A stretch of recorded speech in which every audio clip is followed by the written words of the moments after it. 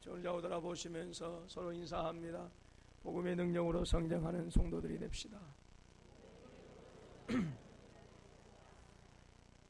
예, 범브란트 목사님이라고 하는 분이 계시는데요. 이분이 승리하는 신앙에서 한 이야를 소개한 내용인데요. 소개합니다. 한 랍비가 어느 유대인에게 물었습니다. 만약에 길에서 돈이 많이 들어있는 지갑을 주었다면 그들은 어떻게 하겠습니까? 이렇게 물었습니다.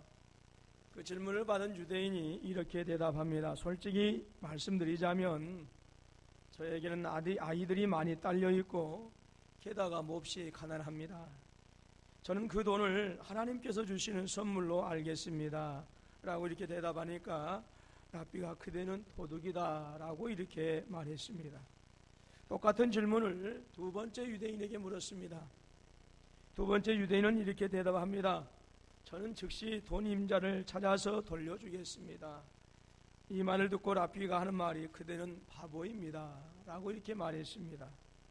세 번째 유대인에게 똑같은 질문을 했습니다. 만일 길에서 돈이 많이 들어있는 지갑을 그대가 주었다면 어떻게 하겠습니까?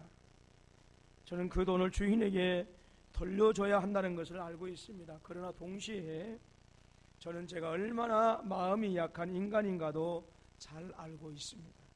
그런 경우 제가 그 지갑을 어떻게 할지 제 자신도 모르겠습니다 라고 이렇게 대답했습니다. 이 대답을 들은 랍비가 그대의 답이 옳습니다 라고 이렇게 칭찬했다 합니다. 여러분, 이 이야기는 오늘 불완전한 우리 인간이 오직 하나님의 은혜로만 살아갈 수 있다라고 하는 사실을 우리에게 알려주고 있는 좋은 내용입니다. 여러분들이 너무나 잘 알고 있는 영국의 단편작가 스티븐슨이라고 하는 작품 중에 지킬 박사와 하이드라고 하는 소설이 있습니다. 아마 많은 분들이 읽어보셨을 것입니다. 한 동네에 지킬이라고 하는 이름의 의학 박사가 있었습니다. 이 사람은 고아의 아버지요, 과부의 보호자이고 자비의 아버지로 불리어진 그런 사람이었습니다. 온 동네 사람들은 이 사람을 인간 이상의 어떤 존재로 여기면서 정말 그 사람을 존경하고 칭송을 아끼지 않았어요. 그런데 그 마을에는 고민이 하나 있었습니다. 밤만 되면 하이드라고 하는 흉악범이 나타나서 온 동네를 수라장으로 만들어버리고 사라졌기 때문에 그렇습니다. 그 흉악범은 사람을 죽이고 여자를 능욕하고 약탈을 일삼는 등 온 동네를 공포 속에 몰아넣었어요. 온 동네 사람들은 골머리를 앓던 끝에 이 하이드라고 하는 흉악범을 어떻게 하든지 잡아야겠다. 그래서 동네 화근을 없애버리자라고 이렇게 작정했어요. 그러던 중 어느 날 한밤중에 보안관 사무실에서 총성이 울렸습니다. 동네 사람들이 다 모여들었습니다. 몰려든 사람들 앞에 이 하이드라고 하는 흉악범이 체포되어 서 있었습니다. 그런데 이 동네 사람들이 그 하이드의 가면을 벗기는 순간 모두가 깜짝 놀랄 수밖에 없었습니다. 이 사람은 바로 그 사람들이 그렇게 존경에 맞지 않던 바로 지킬 박사였기 때문에 그렇습니다. 여러분, 이 단편 속에서 우리는 우리 자신들의 모습을 발견할 수가 있습니다. 무엇입니까? 오늘 저와 여러분들이 가지고 있는 선과 악이라고 하는 양면성이, 여러분, 사람들은요 이렇게 선과 악의 갈림길 속에서 요동하면서 살아가고 있습니다. 이런 연약함 속에서 살아가는 저와 여러분이기 때문에 성령님 우리의 연약함을 도와주소서라고 하는 기도를 드리지 않을 수가 없는 것입니다. 그러다고 한다면 오늘 본문 속에 나타나는 노아는 과연 어떠했을까요? 홍수 후에 세상은 모든 것이 황폐화되었습니다. 그러한 땅에서도 하나님께서 노아에게 은혜를 주시고 복을 주셔서 노아를 비롯한 그의 식구들은 새로운 삶을 이제 시작할 수가 있었습니다. 오늘 말씀 보니까 노아는 포도 농사를 지었다라고 그렇게 성경은 우리에게 가르쳐주고 있습니다.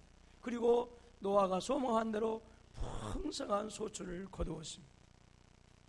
하나님께서 세상을 진노하시고 홍수로 멸망시키신 이후의 세상은 모든 것이 뒤바뀌어져 버리고 말았어요. 홍수 이전에는 정말로 사람이 살기 좋은 그런 땅이었습니다만은 홍수 이후에는 모든 세상이 죽음의 땅으로 변해버리고 말았습니다. 이러한 죽음의 땅에서 여러분 맛있는 향이 가득한 풍성한 포도 열매는 노아로 하여금 정말로 말할 수 없는 기쁨과 즐거움으로 가득하게 했습니다. 노아는 너무너무 만족했어요. 그리고 그가 거둬들인 포도 열매로 포도주를 만들어 마시고 취해서 벌거벗은 채로 집안에서 골아 떨어져 버리고 말았습니다. 출애굽기 20장 26절 말씀 보니까 너는 징계로 내 제단에 오르지 말라 내 하체가 드러날까 함이니라 그랬어요. 또 28장 42절 말씀 보니까 또 그들을 위하여 배로 속바지를 만들어 허리에서부터 두 넓적다리에 이르게 하여 하체를 가리라 라고 이렇게 말씀합니다. 그리고 레위기서 6장 10절 말씀 보니까 제사장은 세마포 긴 옷을 입고 세마포 속바지로 하체를 가리라 라고 이렇게 말씀했어요. 지금 무슨 말씀이냐면 이스라엘 백성들의 이스라엘 백성들이 하나님께 제사를 드릴 때 그 제사직을 감당하는 사람들이 바로 제사장들이었습니다. 이 제사장들이 제단에 오르락 내리락 할 때에 그 속에 있는 모습이 드러나지 아니하도록 속바지를 입어서 그 하체를 가리라라고 이렇게 말씀하는 거예요. 즉 속이 들었다, 즉 벌거벗은 것이 드러났다라고 하는 이것은 하나님 앞에서 수치스럽고 부끄러운 죄악이 드러났다라고 하는 것을 의미하기 때문에 그렇습니다. 그런데 노아의 이치는 제가 보는 그 성경의 관점에서 보게 되어지면 제사장적인 측면이 아주 강합니다. 단순히 평민이 아니에요. 일반 사람이 아닙니다. 노아는 제사장적인 측면이 아주 강해요. 하나님과 언약을 맺은 측면도 그렇고, 그리고 그 언약을 맺고 복을 주는 그러한 장면에서 보게 되어지면 노아의 위치는 보통 사람의 위치가 아닙니다. 제사장적인 역할을 감당하는 그런 위치의 사람이에요. 그런데 이러한 노아가 벌거벗고 잤다라고 하는 이 장면에서 비록 아무리 거룩한 의인의 모습을 하고 있는 사람이라 할지라도 결국 그 사람 역시 인간의 연약함을 가지고 있는 더할 수 없이 평범한 죄인 중에 죄인이다라고 하는 사실을 발견하게 한다라고 하는 것입니다. 여러분 가끔 뉴스를 보게 되어지면 외국인들 가운데는 나치 시위를 벌이는 그런 사람들도 있어요. 특별히 동성애 옹호자들이 그런 시위를 많이 벌이는 모습들을 보게 되어집니다. 뿐만 아니라 갑자기 벌거벗은 채로 축구장에 들어가서 이리저리 달아나면서 주먹을 끌기도 하고 해프닝을 벌이는 사람들도 있습니다. 그런데 지금 우리가 보고 있는 지금 본문 속에 나타나고 있는 이 노아의 모습은 완전히 그 의미가 다릅니다. 여러분 고대 이스라엘 사람들에게 있어서 벌거벗었다 또는 하체를 드러냈다라고 하는 이것은요 대단한 수치와 부끄러움을 나타내는 것입니다. 더욱이 이것은 하나님 앞에서는 있을 수 없는 타락한 자의 모습을 드러내었다라고 하는 것을 의미해주고 있어요. 노아가 어떤 사람입니까? 세상의 모든 사람들이 하나님의 심판을 받지 아니하면 안 되는 그 타락한 현장에서도 고집스럽게도 하나님만을 믿었던 사람입니다. 모든 사람들이 자신의 뜻대로 자신의 의지대로 하나님을 대적하면서 살았을 때에 이 사람만큼은 의로운 행동으로 말미암아서 하나님의 마음을 감동시킨 그러한 사람이 바로 우리가 알고 있는 노아였어요. 인간의 죄악으로 말미암아서 하나님은 사람 지으신 것을 한탄하셨습니다. 그러한 사회에서도 하나님의 인정을 받은 오직 한 사람이 바로 노아였습니다. 그러한 의인이었던 노아가 지금 술 취한 채로 벌거벗은 상태로 골아 떨어져 있는 이 모습은요 아무리 칭찬을 들을 만한 의인이라 할지라도 언제든지 무너질 수 있다라고 하는 것을 우리에게 알려주고 있는 거예요. 언제든지 타락의 나락으로 굴러 떨어질 수 있으며 하나님의 은혜와 사랑이 아니면 오늘 인간 스스로 도저히 구원받을 수 없는 인간의 연약함과 한계를 나타내는 것을 지금 이 노아의 모습을 통해서 우리에게 보여주고 있는 것입니다. 어찌 노아뿐이겠습니까? 성경을 보게 되어지면 끊임없이 무너지고 깨어지고 부서지는 인간들의 연약함을 알려주고 있습니다. 강중민 교수 하면 그 집안이 목사님 가정이고 또 신앙을 가지고 있는 또 교수님이고 대단히 사회적으로 알려진 그런 분입니다. 근데 그분이 한번 TV에 나와서 토론하는 과정에서 보면서 기독교를 신랄하게 비판하는 과정을 제가 들은 적이 있어요. 어떻게 대적하냐면 이 장면을 가지고 대적을 하더라고요. 기독교가 사랑의 종교라고 하는데 노아가 함을 저주해서 하는 이것이 과연 기독교이냐라고 이렇게 비판하는 모습을 보았어요. 근데 그 양반이 잘못 알고 있는 게 있어요. 여러분, 성경은 노아가 잘했다, 노아가 칭찬만 했다, 그 저주했던 그것을 옹호해 주는 것이 성경에 없습니다. 다만 그것을 해석하는 분들이 잘못 해석하고 있기는 있습니다만 성경은 어디에서도 노아가 함을 저주하는 그것이 잘했다, 하나님의 뜻이었다라고 그렇게 얘기하지 않아요. 그런데 노아가 함을 저주했다라고 하는 그 본문을 가지고 이것이 기독교냐라고 이렇게 얘기를 하더라고요. 잘못된 생각입니다. 성경을 오해하고 있는 거예요. 만약에 그 양반의 얘기대로 한다고 한다면 가인이 아벨을 죽였어요. 가인이 아벨을 죽인 것 여러분 교회가 옹호하고 있습니까? 아닙니다. 잘못됐다라고 분명히 얘기합니다. 그와 똑같아요. 노아가 아들 함을, 손자 함을 저주하는, 가나안을 저주하는 그것은 성경에서 잘했다라고 칭송하지 않습니다. 칭찬하지 않습니다. 옹호하지 않아요. 그렇기 때문에 그 본문을 가지고 이것이 기독교냐라고 이렇게 기독교를 비판한다고 한다면 분명히 잘못되어진 거예요. 무슨 것을, 어떤 것을 우리에게 알려주느냐? 아무리 의인 노아라 할지라도 여지없이 하나님의 은혜가 아니면 깨어지고 부서질 수밖에 없는 인간의 연약함을 가지고 있는 존재다라고 하는 사실을 보여주고 있는 거예요.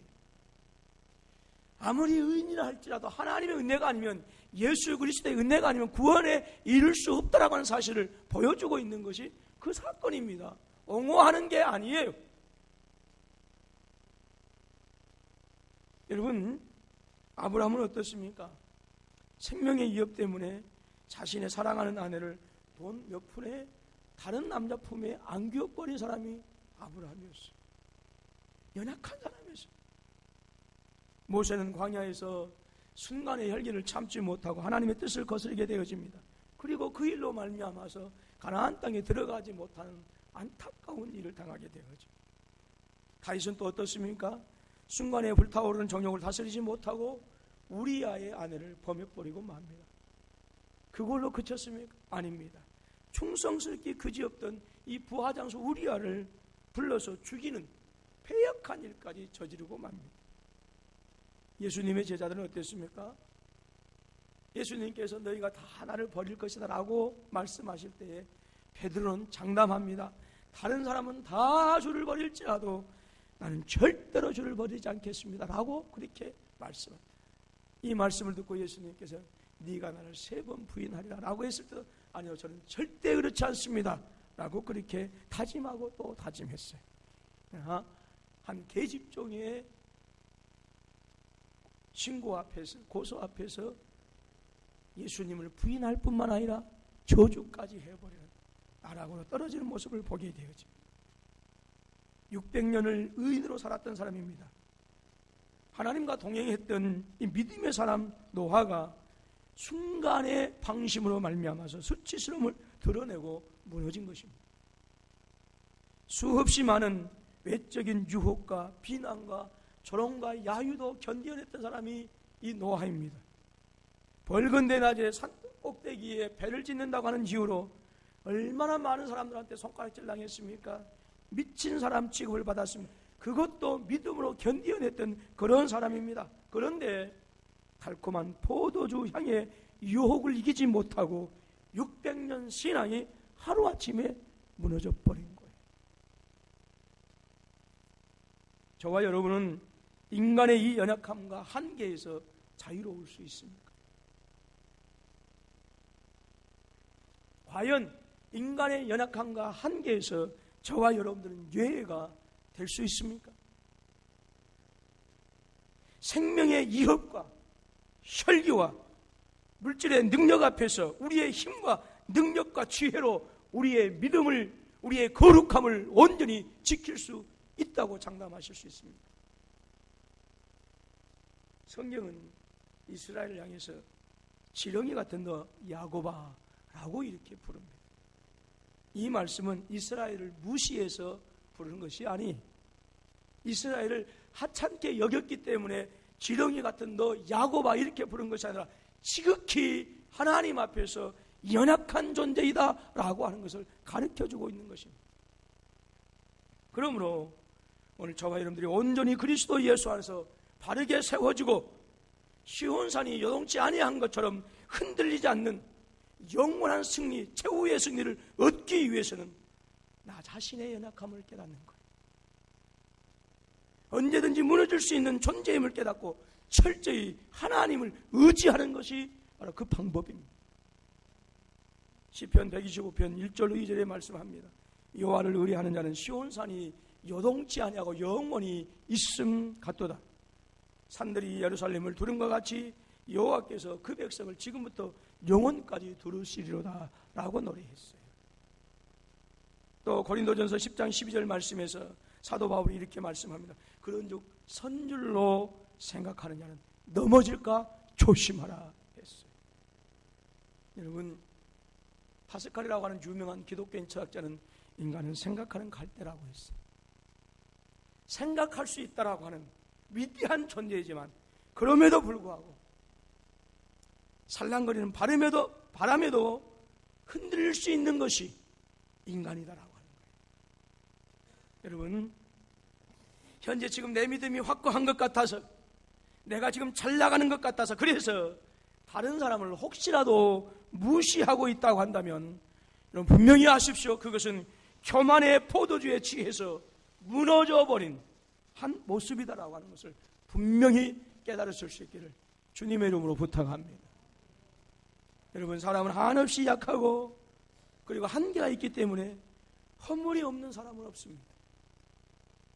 문제는 그 허물을 보고 대하는 우리의 모습이 어떤 모습인가라고 하는 것입니다. 여러분, 우리의 허물과 우리의 연약함을 보고 우리 예수님은 어떻게 우리를 대하셨을까요? 본문에는 이미 우리가 살피고 있는 것처럼 노아와 그의 세 아들이 등장합니다. 오늘 말씀에서 아버지의 그 벌거벗은 부끄러운 모습을 보고 전혀 상반된 두 모습을 보여주고 있습니다. 오늘 이 말씀을 대하면서 오늘 우리는 어떤 부류의 성도인가라고, 함과 같은 부류의 신앙생활을 하고 있는가, 아니면 셈과 야벳처럼 그와 같이 살고 있는가 하는 것입니다. 술에 취하여 벌거벗고 골아 떨어져 있는 모습을 가나안의 아비 함이 보게 되어집니다. 그런 아비의 하체를 보고 실망하며 분노했어요. 그리고 그 아비의 수치스러운 모습, 벌거벗은 모습, 그것을 보고 두 형제에게 고합니다. 어쩌면 노아는 마땅히 비난받아야 합니다. 당연히 부끄러움을 당해야 합니다. 소위 나는 깨어있다라고 하는 사람들에게나 또는 나는 스스로 의롭다라고 하는 사람들에 있어서, 또 누가복음 15장에 나오는 그 첫째 아들과 같은 사람들에게는 노아는 당연히 비난받아 마땅하고 노아는 당연히 부끄러움을 당해야 합니다. 그러나 지금 성경은요, 노아의 벌거벗은 것도 문제이지만 본문의 초점은 형제들의 그 아버지에 대한 태도에 초점이 맞춰져 있다라고 하는 거예요. 이러한 사실은 노아가 깨어나서 아들들의 미래를 예언하는데 그 예언의 역사가 바로 그대로 성취되어진 것에서 바로 그 이유를 우리가 찾을 수가 있습니다. 함의 이야기를 들은 셈과 야벳의 두 형제는 아버지의 그 부끄러운 하체를 보지 않기 위해서 어떻게 합니까? 뒷걸음쳐서 들어가서 아버지의 벌거벗은 몸을 가리워 주었어요. 두 아들은 아버지의 허물을, 아비의 허물을 덮어준 것입니다. 똑같은 상황에서 함이 취한 행동과 셈과 야벳이 취한 행동은 너무나 달랐던 것입니다. 똑같은 상황을 목격했다 할지라도 어떤 사람은 상대방의 부끄러운 점을 덮어주려고 했고, 또 어떤 사람은 그 상대방의 부끄러움과 수치스러움을 자기만 알 것이 아니라, 알 뿐만이 아니라 다른 사람에게도 그것을 알려주어서 고발하는, 참소하는 그런 일을 저질렀다 하는 것입니다. 오늘 함은 자기 아버지의 부끄러움을 보고 형과 아우에게 그것을 드러내버리고 말았어요. 그러나 셈과 야벳은 전혀 다른 이 아버지의 그 부끄러운 모습을 덮어주어야겠다고 뒷걸음쳐서 들어가서 아버지의 그 수치스러운 벌거벗은 모습을 덮어주었습니다. 여러분, 이것이 은혜입니다. 이것이 능력입니다. 그리고 이것이 사랑입니다. 그리고 이것이 십자가의 정신입니다. 남의 허물을 덮어주기 위해서 뒷걸음쳐 들어가는 것, 그것이 그리스도인들의 복음의 능력입니다. 신랄한 눈을 가지고 비판하고 책망하고 지적하는 것이 아니라, 그것이 지혜요, 그것이 능력이 아니라 바보 같지만 덮어줄 수 있는 것, 그것이 십자가의 능력이다라고 하는 거예요. 만약 주님께서 저와 여러분들의 허물을 들추시고 저와 여러분들의 죄악을 고소하셨다고 한다면, 과연 우리 중에 어느 누가 하나님의 공의 앞에서, 하나님의 진노 앞에서, 하나님의 심판대 앞에서 무사할 수 있는 사람이 있겠습니까? 아무도 없습니다. 그러나 주님께서 저와 여러분들의 허물을 보지 않으시고 뒷걸음치셔서 십자가의 옷, 의의 옷으로 덮어주셨기 때문에 우리의 냄새나는 모든 더러운 죄악들이, 부끄러움이 감추어지고 하나님 앞에서 담대하게 보좌 앞에 나아가게 되어진 줄로 믿습니다. 여러분, 오늘 우리 사회 일각에서는 덮어주는 것보다 어떻게 하든지 들추어내서 상대방을 반드시 죽이려고 하는 비열한 것들을 서슴지 않는 것이 우리가 사는 사회의 모습입니다. 여러분, 주님 지신 십자가의 진정한 의미가 무엇입니까? 덮어주는 것입니다. 갈보리 산 위에서 우리 주님께서 왜 저주의 십자가를 지셔야 했습니까? 바로 저와 여러분의 흉악한 죄악을 덮어주기 위해서입니다. 당신의 피와 물을 다 쏟으셔서 우리의 죄악을 씻기시고, 저와 여러분들을 당신의 의의 옷으로 입히셔서 우리의 수치를 가리워주기 위해서 십자가를 지신 거예요. 공의와 정의, 정말로 중요합니다. 너무너무 중요합니다. 그러나 사랑으로 덮어주는, 눈물로 덮어주는 십자가의 사랑이 빠져버린다고 한다면, 여러분 분명히 알아야 합니다. 그 공의와 정의는 무사람을 죽이는 칼이 되어지고 창으로 변한다고 하는 사실입니다. 우리 교회는 어떻습니까? 여러분의 가정은 어떻습니까? 또 여러분 개인은 어떻습니까? 여러분 눈에 보여지는 상대방의 허물을, 우리 교회의 모습을, 우리 조국교회의 모습을 어떤 방법으로 대하고 있습니까? 함입니까? 셈과 야벳입니까? 여러분, 우리 살면서요, 상대방의 약점을 자연스럽게 발견할 수밖에 없어요. 사람의 추한 모습도 볼 수 있고요, 다른 사람의 허물도 발견할 수밖에 없습니다. 그때 우리는 그 허물과 추한 모습을 다른 사람에게 이야기하고 고소하고 정죄하고 그 허물을 드러내려고 할 것이 아니라 덮어주는 사람, 감싸주고 감추어주는, 그리고 그것을 가지고 나 자신의 허물인 양 그 허물을 내 가슴에 품고 십자가 앞에 나아가는 성숙한 저와 여러분들이 우리 군포 서북교회 성도들이 되어질 수 있기를 주님의 이름으로 축원합니다. 그 성숙한 모습이 바로 덮어주는 은혜입니다. 예수님은 저와 여러분의 죄악을 정죄하고 들추어내는 것이 아니라 골고다로 지고 가셨어요. 예수님 지신 십자가 밑에는 예수님을 향하여 저주하며 손가락질하는 무리들로 가득했습니다. 그런데 주님은 그들의 죄악을 고발하지 않으셨어요. 도리어 이렇게 기도합니다. 예수께서 이르시되 아버지여 저들을 사하여 주옵소서. 자기들이 하는 것을 알지 못합니다.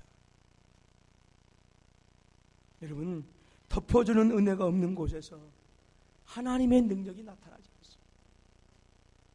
덮어주는 은혜가 없는 곳에서 하나님의 자비와 하나님의 복을 기대할 수가 없습니다. 나는 덮어주지 못하고 나는 참아주지 못하면서 내 허물과 내 죄가 하나님께 사하심을 받는다, 그렇게 여기지 마십시오. 주님께서 이렇게 가르치셨어요. 우리가 우리의 죄를 사하여 준 것 같이 우리의 죄를 사하여 주옵소서. 예수님은 가늠하다가 현장에서 붙들린 여자를 데리고 많은 유대인들이 오는 것을 보았습니다. 그리고 그들은 주님께 나와서 이 여자를 어떻게 할까요? 율법에는 돌로 쳐 죽이라고 하였습니다 라고 합니다. 주님께서 그들을 향해서 먼저 죄 없는 자가 돌로 치라 라고 이렇게 말씀하셨어요. 바리새인과 서기관들도 살기 등등하던 사람들도 들었던 돌을 내려놓을 수밖에 없었습니다. 그리고 모두가 슬그머니 그 자리를 떠나고 말았어요. 모두가 떠난 자리에서 우리 주님은 여인을 향해서 이렇게 말씀합니다. 나도 너를 정죄하지 않겠다라고 했어요. 어느 누구도 정죄하고 어느 누구도 고소할 자격이 없다라고 하는 것을 가르쳐주고 있는 것입니다. 주님은 말씀하십니다. 비판을 받지 아니하려거든 비판하지 말라. 너희가 비판하는 그 비판으로 너희도 비판을 받을 것이다. 너희가 헤아리는 그 헤아림으로 너희도 헤아림을 받을 것이다. 어찌하여 형제의 눈 속에 있는 티는 보고 내 눈 속에 있는 들보는 깨닫지 못하느냐? 보라, 내 눈 속에 들보가 있는데 어찌하여 형제에게 말하기를 나로 내 눈 속에 있는 티를 빼게 하려 하겠느냐? 외식하는 자여, 먼저 내 눈 속에서 들보를 빼어라. 그 후에야 밝히 보고 내 눈에서 티를 빼리라 말씀하셨어요. 우리 주님 지신 골고다 언덕의 십자가는 죄인을 못 박아 죽이는 것이 아닙니다. 오히려 당신은 죽고 저와 여러분 같은 죄인을 살리는 것이 골고다 십자가의 목적입니다. 사랑은 허다한 허물을 덮어주는 것이라 말씀하셨습니다. 여러분, 저의 관점에서 노아 식구들의 가족사를 보게 되어지면 결코 해피엔딩이 아니었습니다. 제 관점에서 그래요. 노아 역시 자신의 잘못을 인정했으면 얼마나 좋았을까.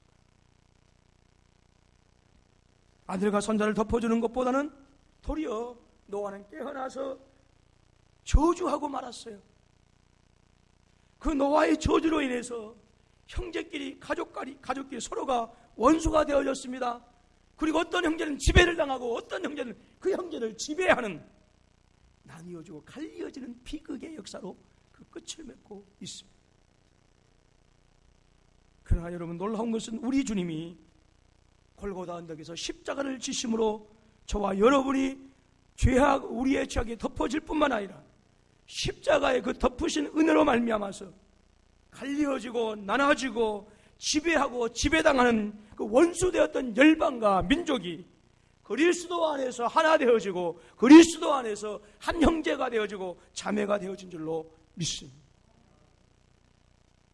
골로새서 1장 20절 말씀 보니까 그의 십자가의 피로 화평을 이루사 만물 곧 땅에 있는 것들이나 그로 말미암아 자기와 화목하게 되기를 기뻐하심이라 하셨어요. 어쩌면 함은 자신의 도덕적인 관점에서 그리고 자신이 지금까지 살아왔던 그 삶의 원칙에서 벗어난 사람이 아니 아버지 아니었습니까? 라고 분명히 항변할 수도 있었을 것입니다.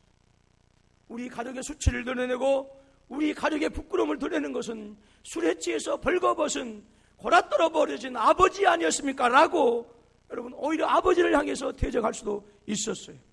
내가 아니라 우리 가족의 수치를 드러낸 사람은 내가 아니라 아버지였습니다라고 항명할 수도 있었습니다. 그런데 중요한 것이 빠졌습니다. 바로 덮어주는 은혜, 가리워주는 사랑이 빠져버린 거예요. 여러분, 덮어주는 은혜는 눈 감아주는 것이 아닙니다. 모른 척하는 것이 아닙니다.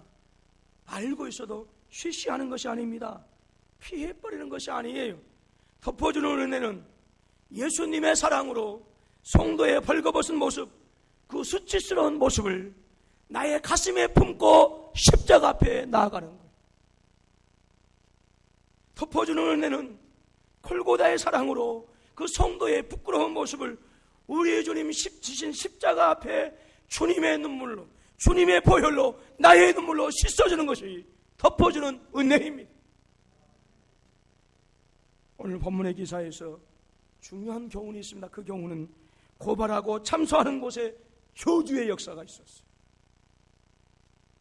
그러나 덮어주는 곳에 창대함의 역사가 있었어요. 여러분, 우리는 이 한 주간 고난 주간을 보내게 될 것입니다. 어떻게 하시겠습니까? 이 한 주간을 보내면서 덮어준 은혜로 사시겠습니까? 아니면 참소하고 고발하는 모습으로 살겠습니까? 이 고난의 한 주간을 보내면서 여러분에게 제안을 합니다. 지금까지 여러분의 입술로 비난했던 것들, 지금까지 여러분의 입술로 저주했던 그것을 여러분들의 마음에 품으실 수 있기를 주님의 이름으로 축원합니다. 그리고 그 비난했던 것들, 그 저주했던 것들을 여러분 이제 주님 앞에 나와서 여러분의 눈물로 씻어주고 여러분의 사랑으로 덮어보는 귀한 한 주간이 되실 수 있기를 주님의 이름으로 축원합니다. 기도하겠습니다.